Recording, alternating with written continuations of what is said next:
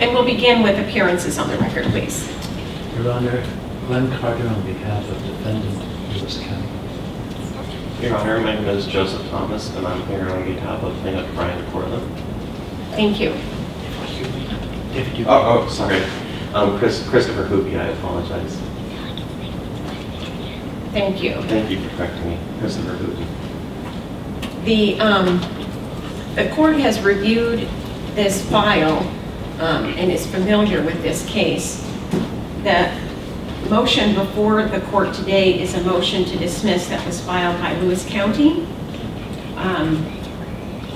Do we need to address any preliminary matters before the court hears argument? Not that I'm aware of, Your Honor. Very well.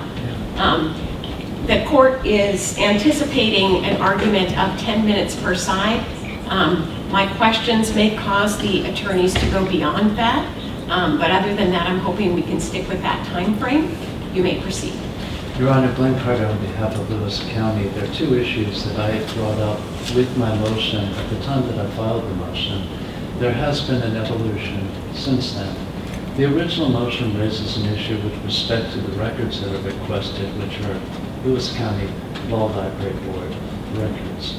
And I have argued that those are records that are judicial for purposes of the NASC exception or the NASC scope of the Public Records Act.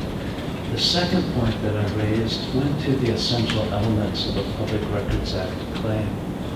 As I understand it, a PRA claim requires that there be a request for records from an agency that has responsive records and that withholds them in violation of the Act. My original motion alleged that one of those essential elements was not alleged, and that is that the clerk's office to whom the request was made, whether it had responsive records, that's nowhere alleged in the complaint. Since then, a response has been filed by the plaintiff.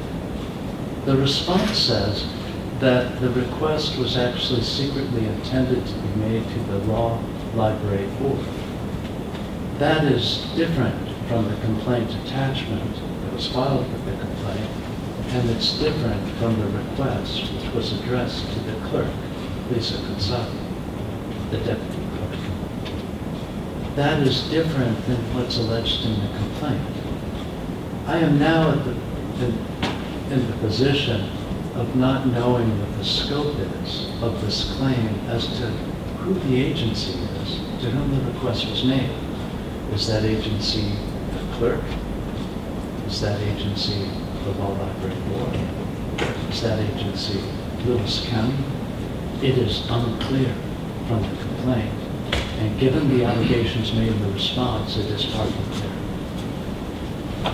So there is an issue that I see that we need to clarify to whom that request was made, because an agency only has the obligation under the Koenig case to respond to the records that it has and not to go to outside agencies to see what records they have. I don't want to have in this litigation a discovery as to other agencies that are not the subject of the request. I don't want to have questions going into the merits hearing as to whether the request was made to this agency or that agency or some other agency. We need to have clarity on that issue. Mr. Carter, I just have to tell you that the briefing I reviewed lacks clarity on a lot of fronts. I read your motion. Your motion is one for asking the court to dismiss the case. Contains some background, standard of review, and then many headings making legal arguments. What is the basis upon which you allege that you are entitled to dismissal? It fails to state a claim. It fails to state a claim for three reasons. One of them is that it fails to allege that the agency to whom the request was made possessed responsive records. That's an essential element. Excuse me? That the agency to whom the request was made, the clerk, possessed responsive records that were invalid. Is it not clear from the face of the request that the request was made to the Law Library Board? It is not, Your Honor. The request was made to the deputy clerk. Well, that's who it was addressed to. But I understand that. there are 4 requests. 3 ask for Law Library Board records, and 1 asks for records regarding purchase and acquisition of materials. There is nothing, Your Honor, there is nothing on that request that says that it's to the Law Library Board. People make requests to agencies. Okay, all so the that's your time. one argument. That is. Your Honor, the other argument is that to the extent that it asks for Law Library Board records, it asks for records that are not within the scope of the PRA, because those are judicial records. Was there ever a response as to whether the records requested exist or not? There was a response from the Superior Court, and the Superior Court said, number 1, that the Law Library Board does not exist. So why, if the records, if your argument is that the records were made to the clerk's office, why is it okay for a different office, Superior Court, to respond? It responded on behalf of both, but the clerk is the clerk of the Superior Court under the Constitution. 2 separate departments in Lewis County, I presume. They are. Okay, and But- so it's okay to have a different department respond, but you're relying on the, Your Honor. addressing the request to the clerk's office as a basis for not completing a response on the merits. Is that Your correct? Honor, I believe that isn't correct, and I've misstated, and I want to be clear on what our allegation is. Our allegation is that our response was by the Superior Court on behalf of the clerk as well. It is not solely of the Superior Court, of the Superior Court. It was on behalf of the Superior Court and the clerk. The clerk was functioning as the clerk of the Superior Court and is subject, when it handles court records, to the court's direction by statute. Okay, so the responding party can define who the request was made to? No, the request is clearly on its face directed to Lisa Consati and no one else. And she never responded. She is the clerk, and we responded on her behalf. So meaning it the was Superior as if, Court. so you're the Superior Court? Your Honor, I responded on behalf of the Superior Court and the clerk in the clerk's capacity as clerk of the Superior Court, which is not a contradictory role. The Superior Court, as attorney for the Superior Court, And the county? as attorney for the Superior Court, I responded to that request.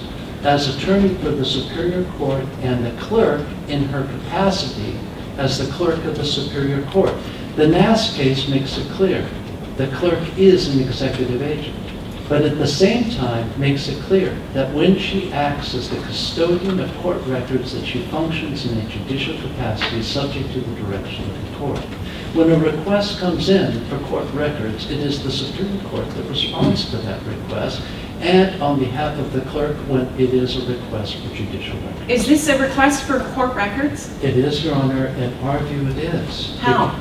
It is a request for the records of the Law Library Board, which is an agency which performs judicial function. So maintaining a law library is a judicial function?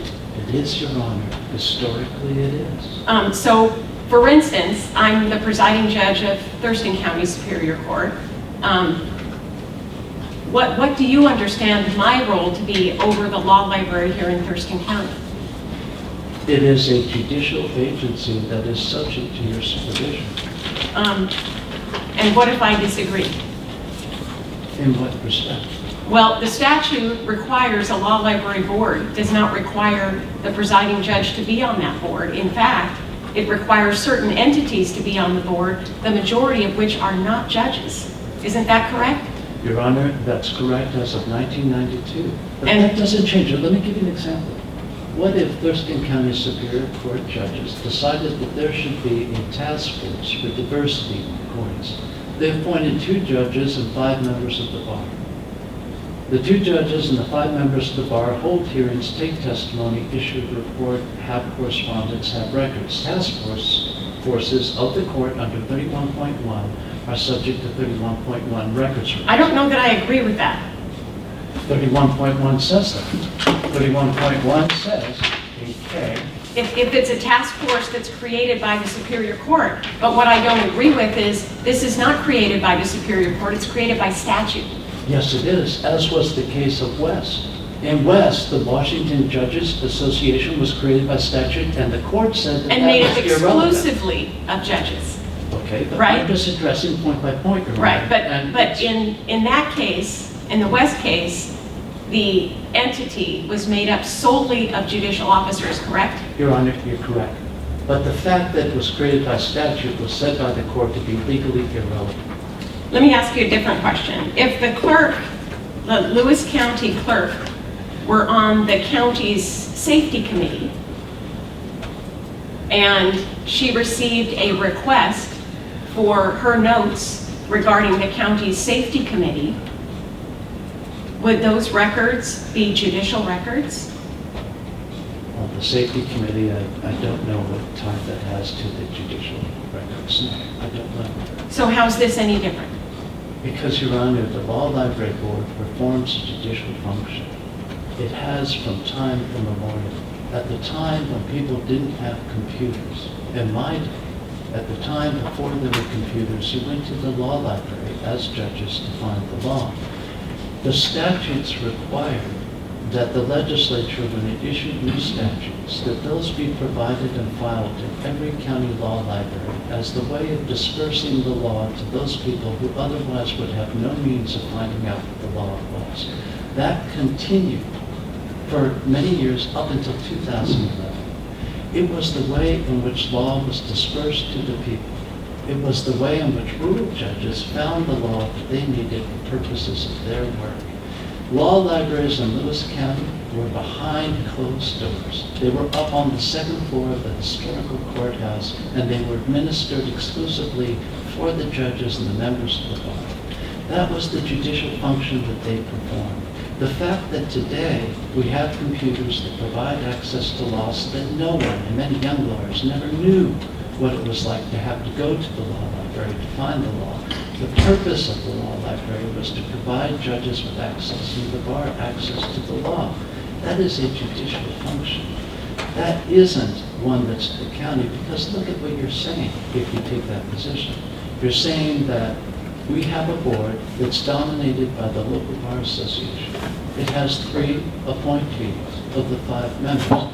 Is it a local bar association agency? No, it isn't. I don't think anybody would argue it, but it has the majority membership.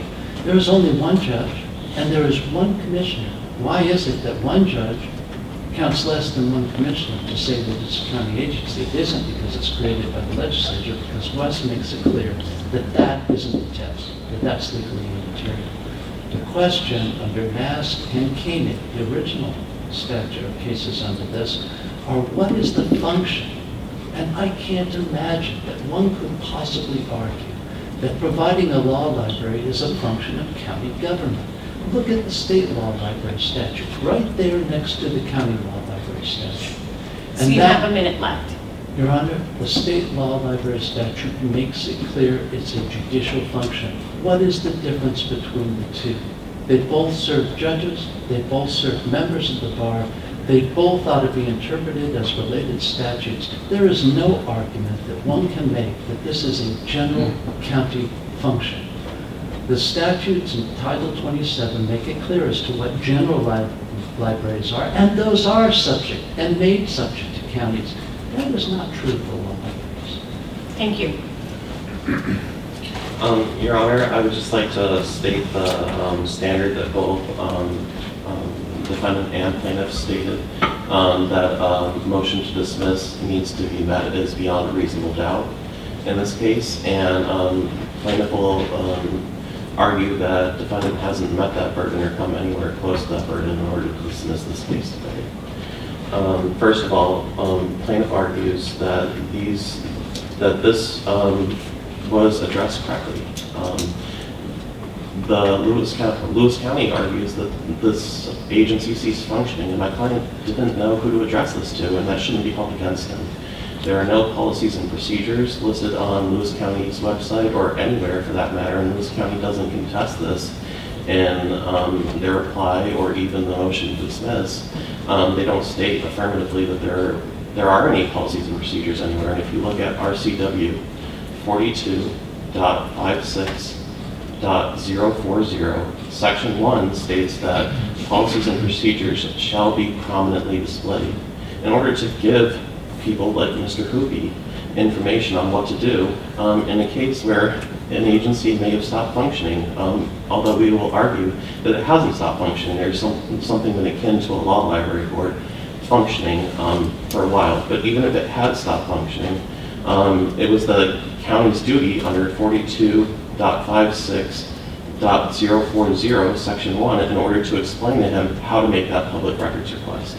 Since they did not, RCW 42.56.040, Section 2 states that if the policies and procedures are not prominently displayed, it can't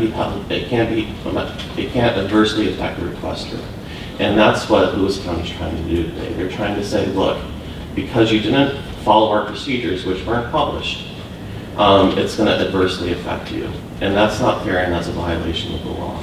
Counsel, in the response, didn't the county indicate to your client that another request should be made? You're correct. They also stated that in the. Are you asking about the response to the public records request? Yes. In response to the public records request, the county responded, "You may wish to resubmit your request under GR 31.1." You're right, Your Honor, and we feel that that's disingenuous at best, because first of all, these aren't judicial records. To even fall under the common law exception that was stated in the NAS, let alone falls under GR 31.1. The membership, as was already being talked about, there's only one judge on this board, where there is one county commissioner and 3 private attorneys. Arguably, at the very least, this agency acted for 18 years from 1992 until 2010 as a county function, and Lewis County doesn't dispute that. There was a county commissioner and a fully functioning board, and there was no problem until 2010. And it's unclear what happened in 2010, but somehow the county gave it up and decided not to follow their ministerial duties. And I'm not sure how the court got involved, but that doesn't make this a judicial agency. So that issue aside, because that's not really part of this PRA case. This PRA case is about a request and whether the response to that request is proper or not. That's what this case is about. And so my question to you is, it appears that in the response, your client was given an option of making another request, following up with what the county deemed to be an appropriate request. Did your client follow up with that? No, my client didn't follow up with that because he didn't feel like he needed to under the Public Records Act. He identified that this was a request under the Public Records Act. He sent this to Lewis County, the best place that he could find in Lewis County. So he sent it to the county clerk's office, which is a part of Lewis County. And then even if the county clerk's office isn't a part of Lewis County, for argument's sake, the prosecuting attorney's office responded, which is a part of Lewis County. And so 2 different agencies, at least one, if not 2 different agencies responded to this. And that should be good enough for the Public Records Act. He identified that his request was under the Public Records Act. Plaintiffs have argued that these were records that meet the definition of records under the Public Records Act, that these relate to a government performance under the Public Records Act, and that these records were prepared, used, or owned and retained by the Law Library Board or by the prosecuting attorney's office. So we haven't even gotten to that point yet, though, right? I mean, that the court is unclear as to whether the county's response indicates whether records exist or not. Do you know that? I don't think, with all, plaintiff would argue that the county's response is immaterial in this matter, because in the exhibits to the complaint and in the exhibits to the response to the motion to dismiss, plaintiff has shown and has argued in the complaint that there are responsive documents that Mr. Cortland has obtained since, and that's why we argued that the Belinsky factor and that the statute of limitations should be put aside, because there was bad faith on the part of the agency in saying that these were judicial records. So we have found, for instance, the county commissioners met with the Lewis County judges every year from 2012 to 2015 in order to discuss the budget. That's in plaintiff's response to the motion to dismiss. I forget what exhibit it is, but we provided the minutes from meeting 2012, the meetings from 2013, the meetings from 2014, the meetings from 2015. There are clearly county records that meet my client's request. So whether Lewis County acknowledged that in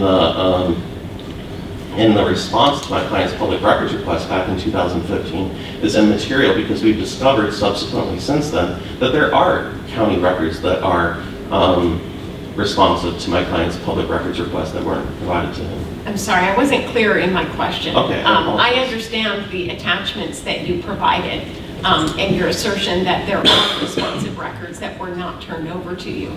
My question is, in the correspondence between your client and the county prior to this lawsuit, was your client provided a response that answered the question by the county whether there were records, whether records existed or not? No, my client wasn't given any documents about whether records existed or not. I believe that my client was under the assumption that there may have been records, but that he thought that they were judicial records, and that's why he let this matter go until we started finding in another lawsuit responsive records that the county held, that were within the county and that were clearly not marked judicial records. I hope that answers your question, Becker. Thank you. So my client really didn't understand that there weren't documents outside of the Superior Court, and that he wasn't told that there were responsive records. And so I believe that plaintiff's brief deals with the rest. Plaintiff's response to the motion to dismiss deals with the prima facie case. We argue that Mr. Hupy met the prima facie case of a public records request in our first argument in our brief, that records were sought to meet the definition of a writing, that these records relate to the conduct or performance of the government, and that records are prepared, used, or owned by the Law Library Board. So we argue that my client met the prima facie case, and that's outlined in the complaint. And then also we argue that the judicial exception does not apply to this case. Historically, the law that applies to Lewis County and not other parts of the Law Library law, the law is titled County Law Library Law. The County Law Library Board under RCW 27.24 is titled County Law Library Law. There's a county commissioner on the board. There's 3 private citizens who are attorneys of the bar, and then there's a Superior Court judge. And using the West test of membership and function, the membership is overwhelmingly members of the county or private citizens. And the function is also to provide access to legal documents, and that doesn't necessarily have to be used in a court proceeding. That can be something for somebody's own edification. If they want to improve themselves in legal knowledge, they can go down to the library like they would to the local public library and to find books and documents to read. And it can be used by members of the bar who are researching a specific subject that doesn't involve litigation. There are quite a bit of uses for the public library that don't have to deal with litigation and necessarily involve the court. And so I believe both the membership and function test outlined in West states that this is not a judicial agency subject to this isn't a judicial agency, and that these aren't judicial records. So I have a question that relates back to our prior hearing in this case. In this case, we had a scheduling conference. Yes. At that scheduling conference, the court indicated that it expected the parties to follow up with an order. That was not done. Do you recall that? A scheduling order? Yes. Your Honor, I'm sorry. Yes, I remember that. Okay. And the reason I'm bringing this up is because under this court's local rule, that scheduling conference has several purposes, the first of which is to identify the issues to be litigated in the case. And since an order was not entered, and the parties have made many arguments in this case, some of which are overlapping and some of which are not overlapping, I'm going to ask you directly, what specifically are the violations of the PRA that you are alleging? We're alleging,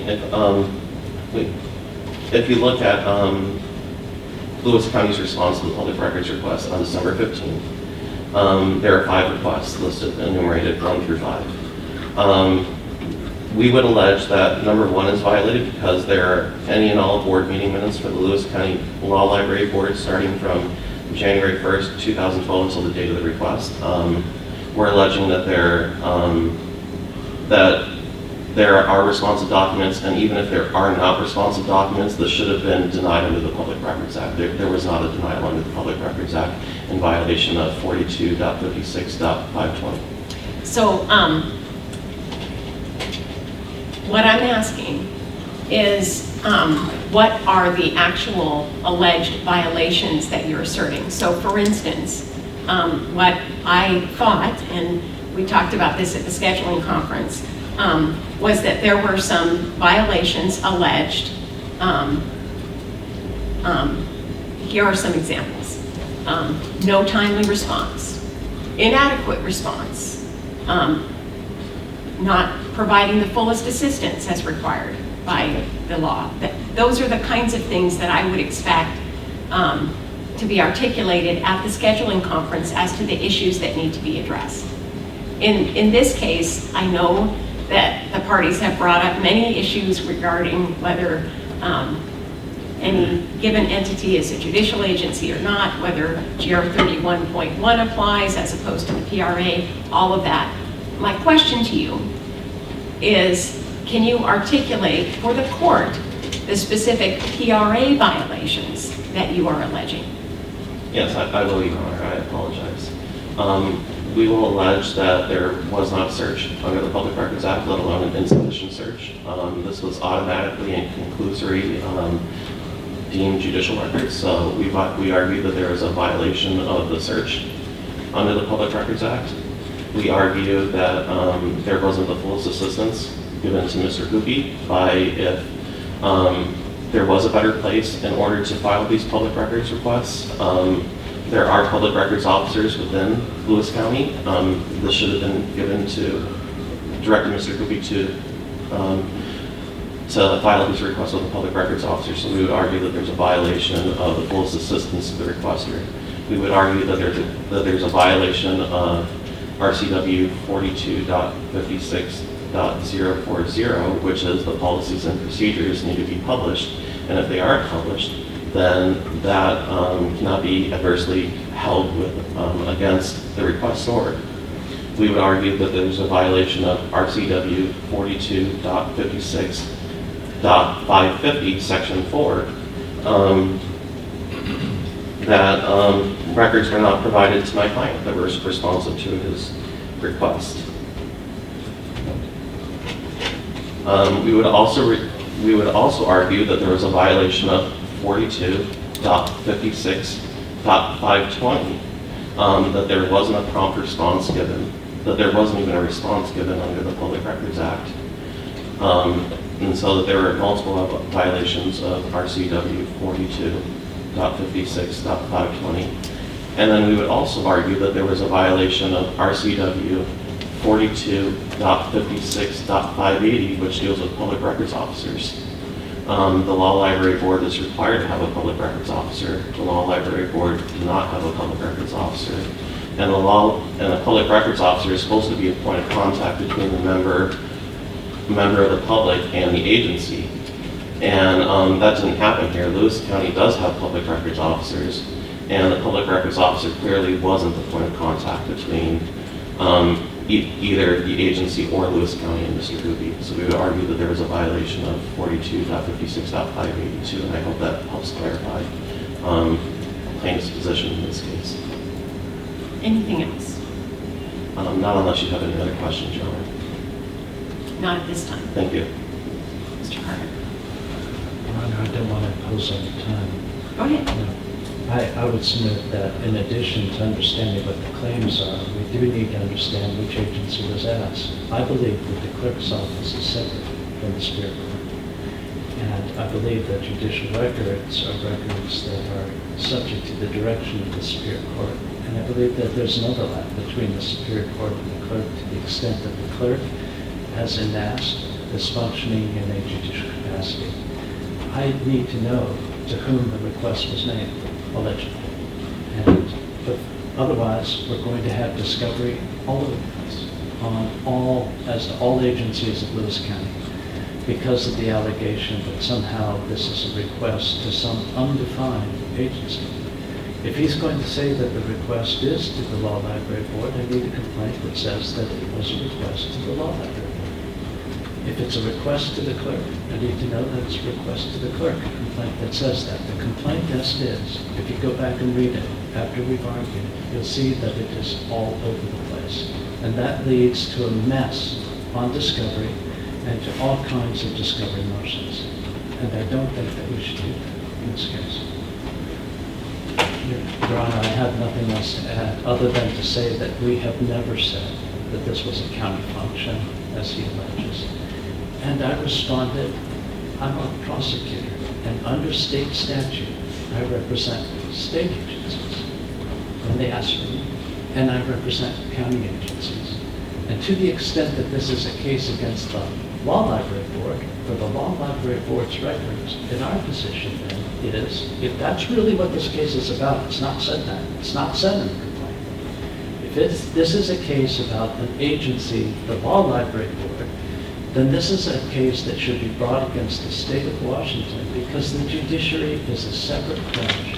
It is not part of the county. The proper party then is the state of Washington. So then we would have another issue, that if indeed the complaint is against the Law Library Board, then we have the complaint against the wrong party, Lewis County. That's why the complaint is so vague. Mr. Carter, how do you define fullest assistance? Your Honor, the intention, fullest assistance is to advise someone if they ask an agency whether that agency exists or not. Taking this case, the request was for records of a non-existent agency. The response said, that agency doesn't exist. The response then said, the Superior Court has directly administered the law for the relevant time, telling them that the Superior Court has been performing this function. It says the Superior Court may have records responsive to your request. So why didn't providing fullest assistance, why didn't Lewis County respond to the request rather than asking the requester to make another request? You know the records that were requested. You're saying there is no entity using the title that the requester requested. You don't deny that there are records. Why didn't the county simply process the request? Your Honor, that would be fullest assistance, wouldn't it? Your Honor, I understand, but please understand that at the time, I thought, and the court thought, that by informing the person, just make your request under GR 31.1, which was going to be effective in 3 weeks, that was the appropriate mechanism for a person to make. We thought that the person would immediately respond and say, I'm making a request under 31.1 for those records. If someone makes a request to a judicial entity under the Public Records Act, the judicial entity is not subject to the Public Records Act. Was there any confusion about what was requested? There were 5 requests for documents. It didn't appear that the county needed any clarification. You simply asked the requester to ask again in a different way. No, Your Honor, that's not necessarily true. With all due respect, the request was for Law Library Board documents. The Law Library Board did not exist. Right, but the requester didn't know that. I know, so he was informed. The Law Library Board doesn't exist.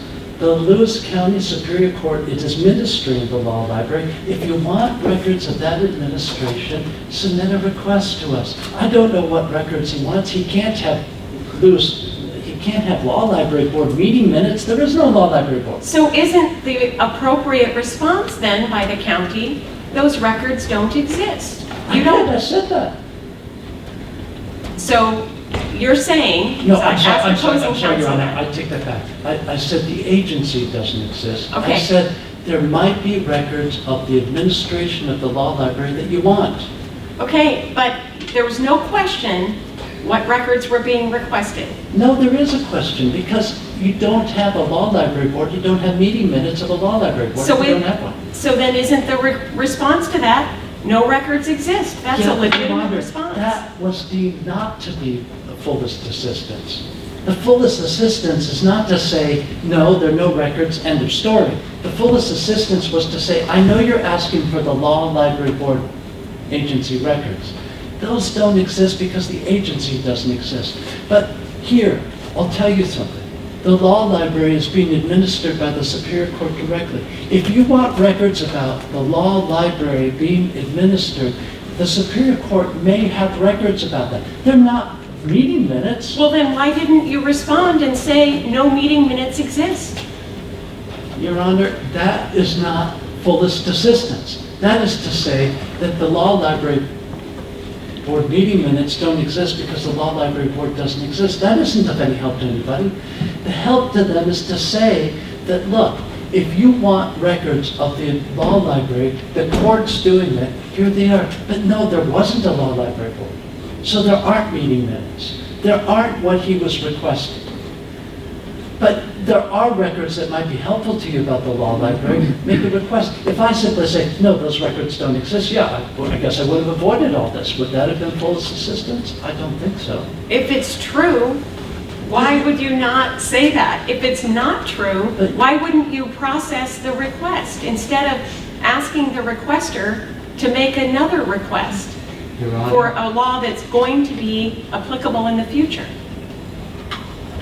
Your Honor, as I understand it, and you as the presiding judge of the Superior Court, there was no procedure before 31.1 becoming effective for asking for judicial administrative records. There was none. There was a Rule 31, which applied only to court records and defined what administrative records are, and did not provide a procedure for getting administrative records.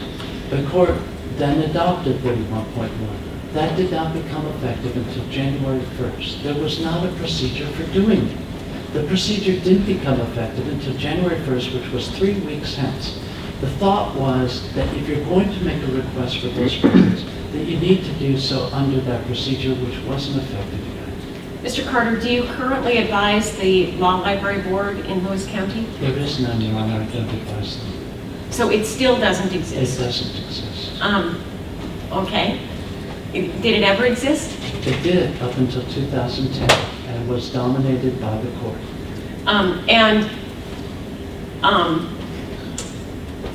I guess I have to ask this in the hypothetical. If a law library board existed in Lewis County, as it exists in many other counties pursuant to statute, is it subject to the Open Public Meetings Act? Your Honor, I've never looked at that question. I don't know the answer to that. I mean, it is a public agency, and it may be subject to be. I don't know the answer to that with respect to judicial agencies. I don't know. Thank you. Anything else?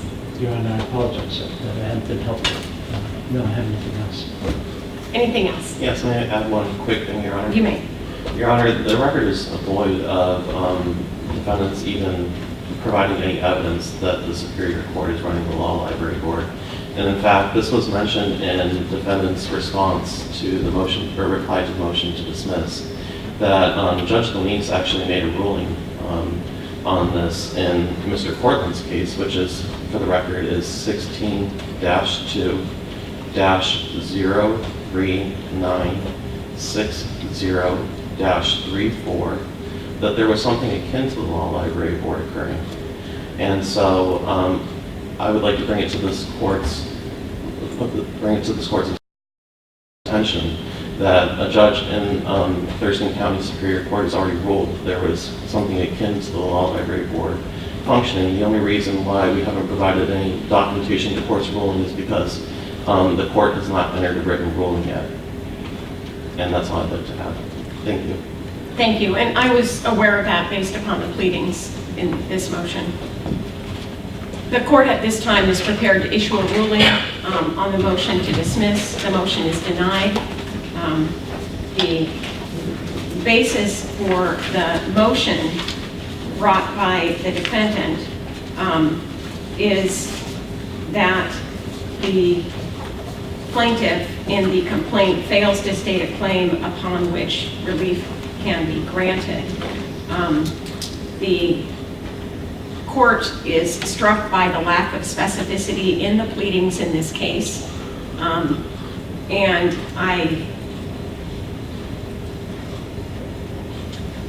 I would prefer that there was additional specificity in the complaint, as well as the motion to dismiss.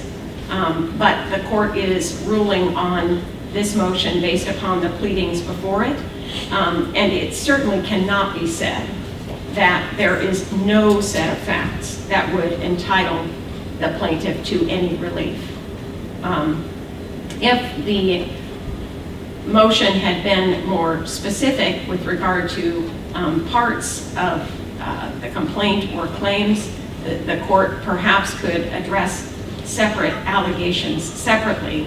But having heard the articulation of the issues, having reviewed the complaint, I cannot determine as a matter of law that no facts can be proven that would entitle the plaintiff to relief under the PRA, and therefore the motion is denied.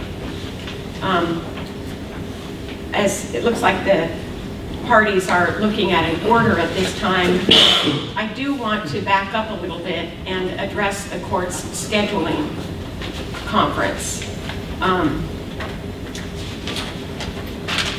My understanding is that there were several things raised at the scheduling conference, and the court made it quite clear its expectation that a schedule would be entered. That was not done. Mr. Carter, it appeared that when I asked that question, you had something to say. No, Your Honor, I don't recall what it is.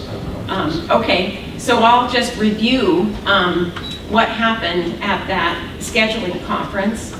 In looking at the notes from that scheduling conference, Mr. Carter indicated that he was planning on filing a CR-19 motion, and he thought that would take 2 to 3 weeks. This was, of course, several months ago. That never occurred. Next, I asked the parties to articulate the issues they thought they could, but we didn't on the record, and then no order was entered. The court talked about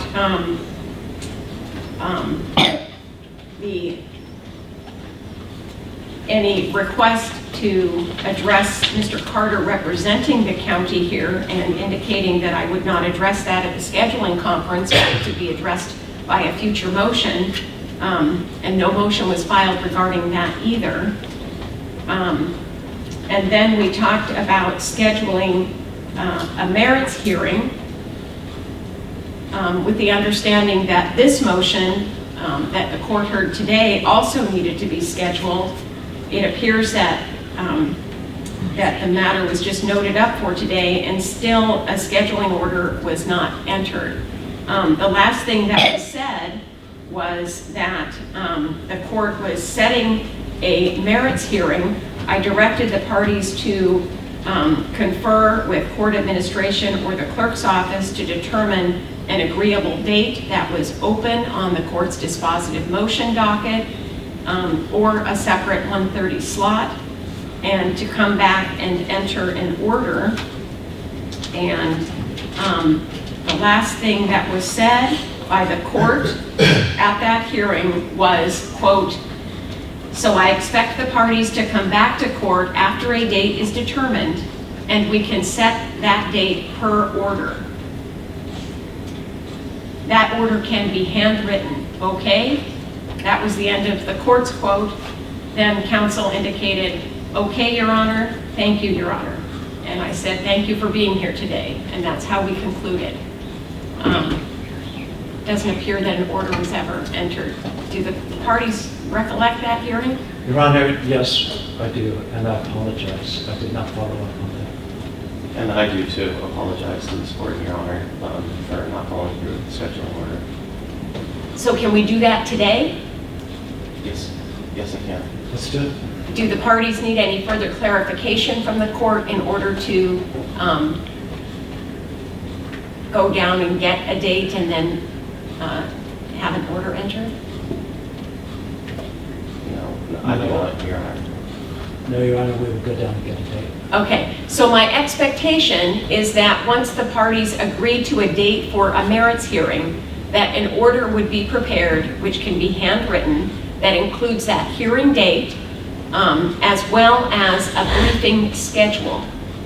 It would be my expectation that the merits hearing would be held, allowing for a 28-day briefing schedule, and that affidavits would be provided, that no testimony would be taken at that hearing unless permission for that testimony were previously granted by the court. If there are any other hearings that need to be held prior to that, those should be in the schedule as well. As I indicated at the scheduling hearing or scheduling conference, each attorney brought up other matters that my understanding was they were going to be brought before the court prior to a merits hearing. An issue regarding adding the state as a party or notifying the state, and then some issue with regard to Mr. Carter representing the county, other issues that the parties thought might need to be addressed. I just want to assist in any way in moving this case forward to get resolved as quickly as possible. Your Honor, your expectation, we will do this, but your expectation as to when the merits hearing will be held, do you have a general expectation of 2 months, 3 months, 6 months? I mean, is that something that's subject to us, or how do you wish to have that handled? Well, none of the parties have brought to the court's attention any necessity for discovery or any discovery disputes that the court needs to address. So not knowing that, I don't know whether it could be addressed within 2 months or 3 months, or whether it would take 6 months. I don't know that. It's my expectation that the matter be resolved as quickly as possible, but I'm not going to dictate a specific time period. It will not be a year, I'll tell you that.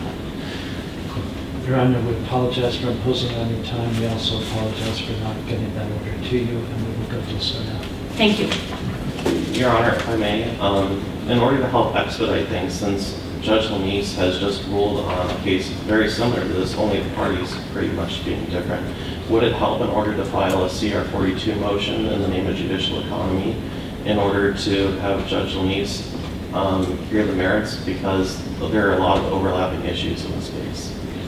So that was brought up at the scheduling conference as well. I'm not addressing that right now, but the parties could bring such a motion if they wish. There is a rule that requires that any motion to consolidate cases be brought before the judge that has the oldest case, not the newest case. And so that's by rule. That's how that motion should be brought, and that can be in the schedule as well. As we discussed at the scheduling conference, the parties had indicated that there were other cases. I believe there's a third case that somehow relates as well. And I leave it to the parties to propose a schedule that takes those things into account. Your Honor, I have an order on the motion to dismiss.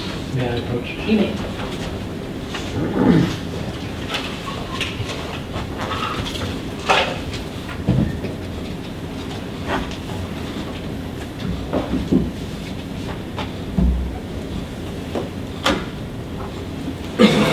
And I sign that order.